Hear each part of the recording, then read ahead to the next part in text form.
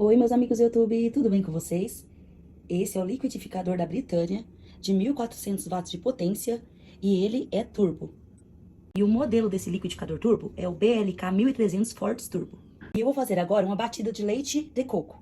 Só que eu vou usar ainda leite ninho, açúcar, gelo, leite.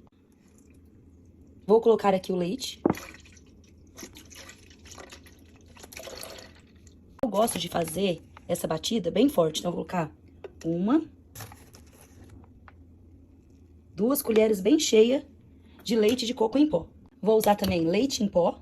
Esse daqui, no caso, é aquele leite mesmo tradicional, né? Como eu gosto de batida mais doce, eu vou pôr 2 colheres de açúcar. E o gelo. E vamos ver se esse liquidificador realmente bate tudo isso muito bem.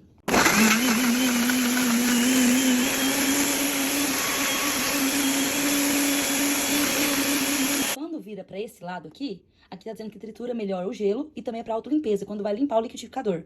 Que no caso coloca detergente, sapólio dentro e bate com água para fazer a limpeza do liquidificador. Agora eu vou girar um pouco para esse lado para triturar melhor o gelo. Vamos ver como ficou a batida. Bati mais ou menos por 1 minuto e meio. Olha, gente, não tem nem um pedacinho de gelo. E olha como ficou super cremoso. Eu adoro fazer esse coco ao leite aqui, ó. Eu adquiri pela Shopee e é muito gostoso. O sabor dele é melhor do que aquele um que a gente compra no mercado, que é uma polpa de fruta que vem num saquinho congelada. É muito gostoso mesmo. E olha lá dentro, ó, nada de gelo, triturou tudinho.